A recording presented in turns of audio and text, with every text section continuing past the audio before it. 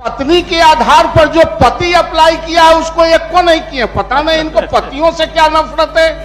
किसी भी शिक्षक या शिक्षिका को अगर जो सांत्वना पूरा हो जाता है, अगर किसी तरह की शिकायत है या बात है तो डिस्ट्रिक्ट मजिस्ट्रेट या कमिश्नर या मुख्यालय में अपना आवेदन दे सकते हैं।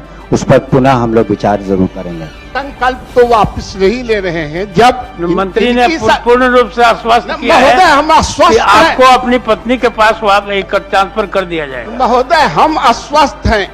जो वर्षों से करा रहे हैं शिक्षक, उसके पोस्टिंग से पहले सरकार को निश्चित रूप से स्थानांतरण नीति को पूरी तरह लागू कर देना चाहिए। महोदय अनुमति से वापस हुआ। माननीय सदस्य श्री नवल किशोर यादव।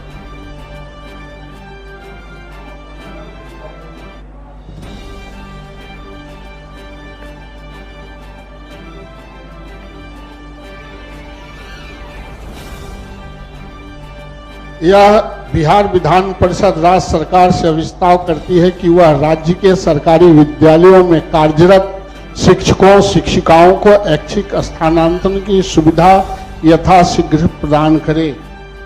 महोदय अभी राज्य सरकार ने स्थानांतरण भी किया है। लगभग पति पत्नी के आधार पर 12,000 जो मुझे जानकारी है शिक्षकों को 10 से 12,000 इन्होंने किया है, लेकिन पत्नी को ही ट्रांसफर किए हैं। पत्नी के आधार पर जो पति अप्लाई किया है उसको एक को नहीं किया, पता नहीं इनको पतियों से क्या नफरत है। एक भी उसमें देखेंगे तो सब जो पति के आधार पर पत्नी अप्लाई की उसका स्थानांतरण इन्होंने किया, लेकिन पत्नी के आधार पर पति ने जो स्थानांतरण दिया उसमें टच नहीं किए। आप समानता का अधिकार है, आप ऐसा नहीं करें कि आप पत्नियों के ला दें या पति को उधरे छोड़ दें। महोदय दूरी के आधार पर स्थानांतरण जो आपके दर्द को सरकार समझती है माननीय मंत्री जी।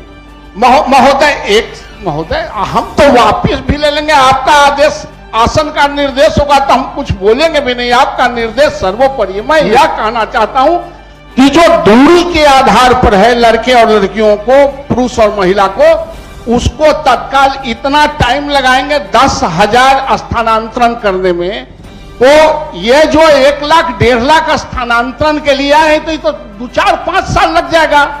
इसलिए महोदय कोई बिना भेदभाव के, महिला और पुरुष के बगैर भेदभाव के जो आपने निकाला है उसका स्थानांतरण तत्काल दूरी के आधार पर भी करें। और सरकार ने घोषणा भी किया है, काम भी लगाया है, सिर्फ हम महसूस करा रहे हैं महोदय। इसलिए मैं सरकार से आग्रह करता हूं कि इसको करें। ठीक, माननीय मंत्री जी। माननीय सभापति महोदय, हमने इस सदन को भी आश्वस्त किया था कि ये जो सत्र है ये खत्म हो जाएगा, उसके 1 महीने के अंदर हम लोग उसको पूरा करेंगे।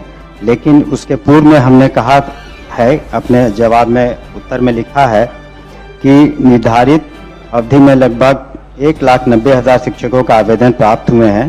विभाग द्वारा संसूचित निर्णय के अनुसार ऐच्छिक स्थानांतरण हेतु प्राप्त आवेदनों पर चरणबद्ध ढंग से कार्रवाई की जानी है। प्रथम चरण में 10 से 11, 25 एवं 25/2/25 को क्रमशः असाध्य रोग से जो ग्रसित थे उनका स्थानांतरण किया गया और 2060 बिहार लोक सेवा आयोग से नियुक्त शिक्षकों का आवेदन का निस्तारण किया गया। इसी तरह से जो हम लोग जो ऐच्छिक उनकी मांगे हैं जो संबंधित जिला में जाना चाहते हैं, हम लोगों ने कहा था पहले भी कि अपने जिला में आवंटन कर देंगे, लेकिन इसमें निश्चित रूप से चूंकि अब सत्र खत्म हो जाएगा तो तेजी से हम लोग उदार भाव से ही सारे स्थानांतरण को करेंगे। हम माननीय सदस्य को आश्वस्त करते हैं और साथ ही साथ ये भी बताना चाहते हैं कि अगर किसी भी शिक्षक या शिक्षिका को अगर जो सांत्वना पूरा हो जाता है, अगर किसी तरह की शिकायत है या बात है तो डिस्ट्रिक्ट मजिस्ट्रेट या कमिश्नर या मुख्यालय में अपना आवेदन दे सकते हैं। उस पर पुनः हम लोग विचार जरूर करेंगे। ठीक है, माननीय अपना संकल्प कृपया वापस लेने की कृपा करें। धन्यवाद। संकल्प तो वापस नहीं ले रहे हैं। जब मंत्री ने पूर्ण रूप से आश्वस्त किया है हम आश्वस्त कि आपको अपनी पत्नी के पास ट्रांसफर कर दिया जाएगा। महोदय हम आश्वस्त हैं। हम यह कह रहे हैं कि आप अभी तत्काल TRA 3 के आप शिक्षकों को पदस्थापन कर रहे हैं, और जब पदस्थापन कर देंगे तो ठीक। सारा सीट भर जाएगा, और सीट भर जाएगा तो फिर उसको कहां लाइएगा? इसलिए उससे पहले जो वर्षों से करा रहे हैं शिक्षक, उसके पोस्टिंग से पहले सरकार को निश्चित रूप से ठीक है, स्थानांतरण आपकी नीति को बात पूरी तरह लागू कर ध्यान देना देंगे। चाहिए महोदय। और मैं इस संकल्प को आपके आदेश से और माननीय मंत्री के आश्वासन देने पर मैं वापस लेता हूं। Thank you.